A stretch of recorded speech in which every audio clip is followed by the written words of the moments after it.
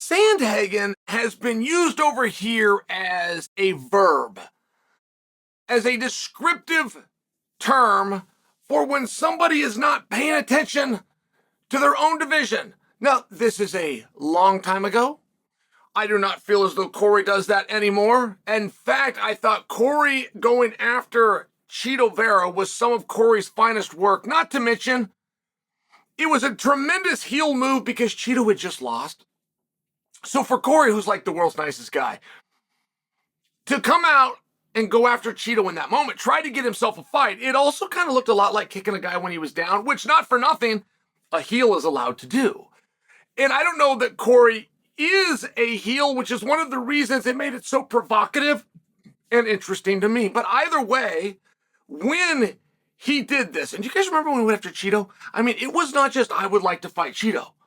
It was not, oh, I really respect him and he's a top guy and maybe we could compete together. It wasn't like that at all. It was like 7 or 8 things in that direction that had the same fire, if not more, than O'Malley put on and into Cheeto when O'Malley had business coming up with him. It was just very interesting. The point is, I went to his wonderful website and I ordered myself a Sandhagen t-shirt because, though that is behind him, the idea still lives on. And for anybody that wasn't paying attention, just so you understand where this came from, there was a time at 135 pounds when the fight to make was Aljo versus Jon for the title. For whatever reason, that wasn't being made. And not only was it not being made, they wanted, the matchmakers in the war room wanted to go with Sandhagen. They wanted to put Sandhagen against Jon. And everybody knew this except Sandhagen. So Sandhagen has a fight. He was, and I can't recall, was that the wheel kick against Frankie Edgar? Not overly relevant to what the moment was, but it was a fight that when Sandhagen won, it really was a wow moment. That you could come in and anoint somebody a number one contender because of what you just witnessed. And at any rate, they came in, I think they being Joe Rogan.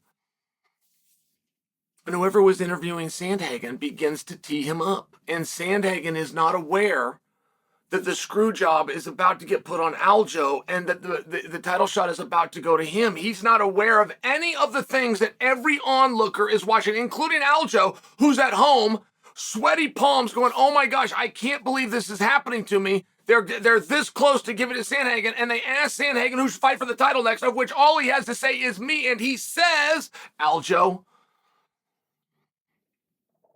Yeah, he said Aljo should, but that he should get dibs on the winner after that. He had no idea what was going on in his own division, so he called him a Sandhagen. Okay.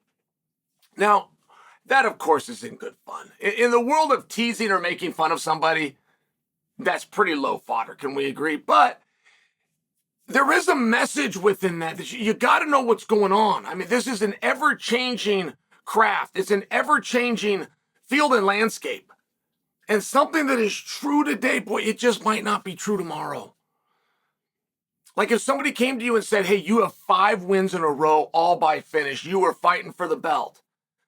Come tomorrow, you may still have 5 wins in a row.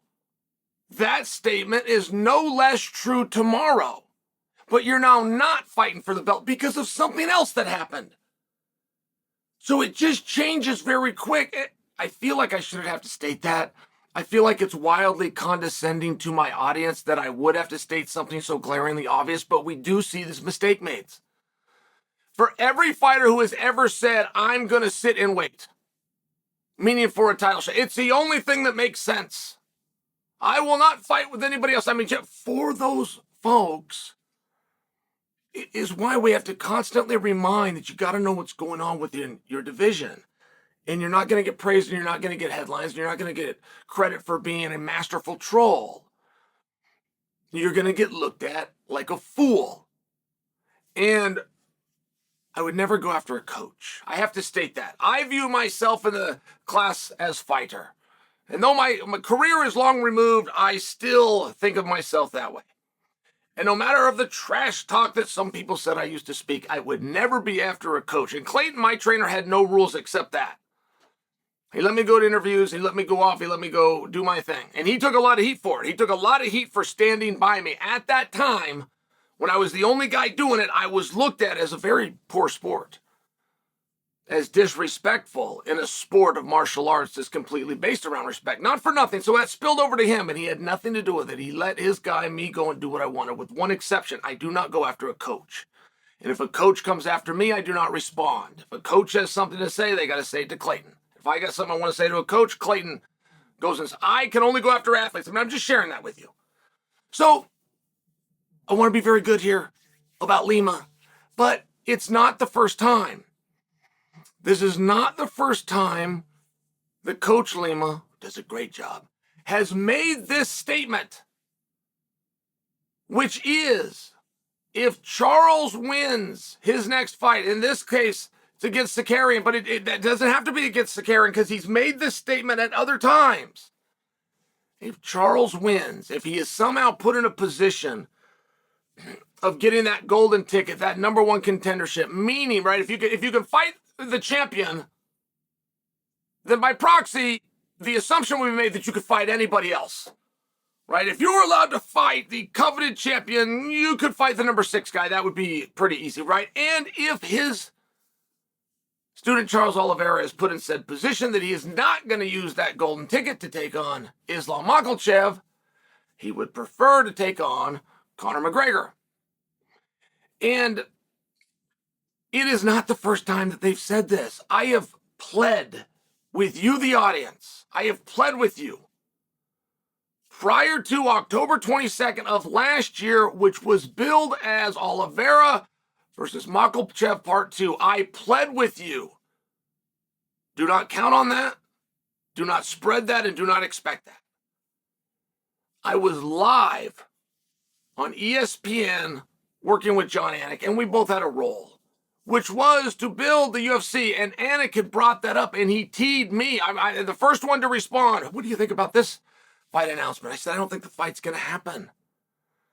I ruined our segment. I sucked all the energy out of the room, but I had good reason to do it, which is I had a good source that fight wasn't going to happen. My source was Charles Oliveira.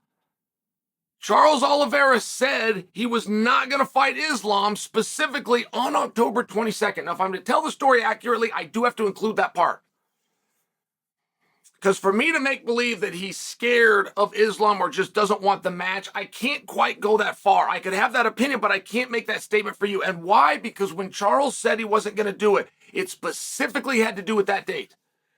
In fact, he said if you would like to do it the next month in November, he would be game. So, okay, good enough, but here we are. Here we are on the heels of 300. And 300, boy, do they have the star power.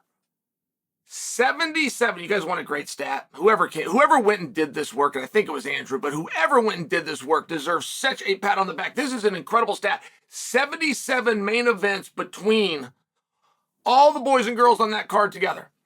77 times there was a main eventer who's now just part of a card. But if you're standing back and you're really studying 300, it doesn't lack star power. It doesn't lack attention. It's got a beautiful date. It's got the venue. It's got the location. I mean, you're just checking boxes. But if you really understand the sport, you are going to understand it is lacking significance. There is not a wildly significant fight compared to what we're used to. So you would have such an opportunity to make yours significant. And you know what that word means, by the way? Before you get lost in the syllables and think that I'm going somewhere sophisticated and calculated, it just means, what's on it, Haas?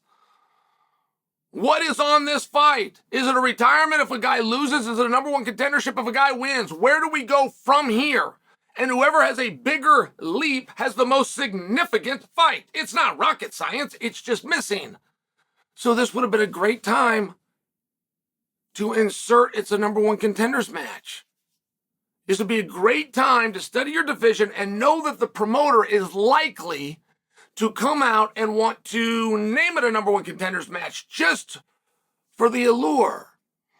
And there would be cold water thrown all over that if you get in front of that announcement by saying that's not what we want.